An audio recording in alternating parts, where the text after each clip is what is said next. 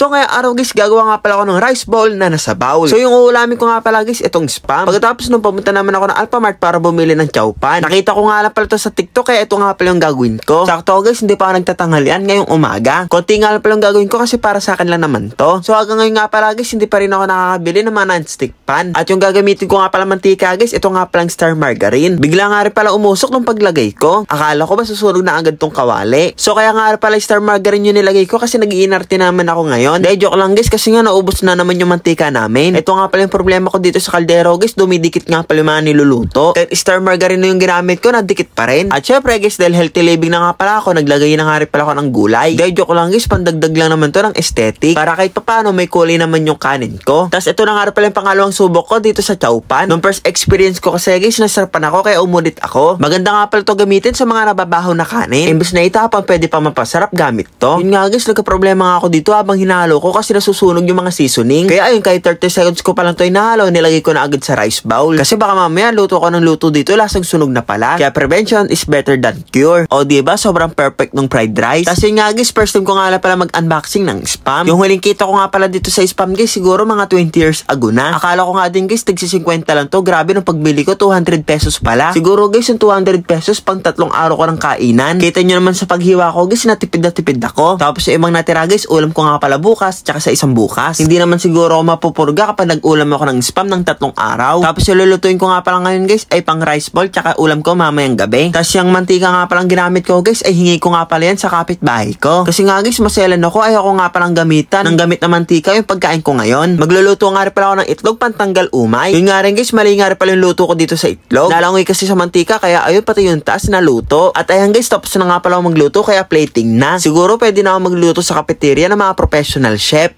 So ayan guys, naluto ko na nga pala tong spam rice bowl. So i-rate ko guys, honest review, sakto tanghalian ko to. Guys, first time ko na lang pala ulit makatikim ng spam. Huling kain ko ng spam guys, nung may ayuda pa. Nung binagyo kami guys, ito nga pa yung relief goods spam. So, kailan pa yung grade 6 pa ako. Eh, ilang taon na ako, 32 years old. So ayan guys. Ang alat, 10/10. Sobrang sarap kaysa sa luncheon meat. Isang kagat tapos lunok, nalalasahan ko pa rin yung spam. So titikman naman natin to guys, itong chowpan. Natikman ko na yung chowpan na bulgogi yung flavor. Ito naman, meat and balls yata, ewan ko. So ayan.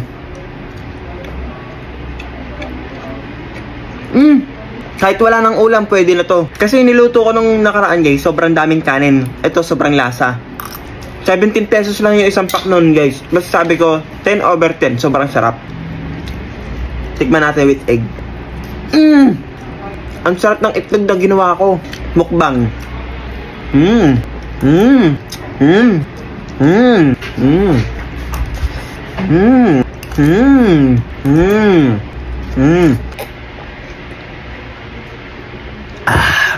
Grabe guys, sobrang worth it yung pagod ko, tsaka yung inutang ko.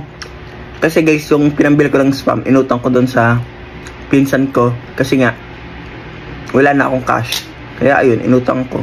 Kaya yun lang. Thank you for watching. Bye bye.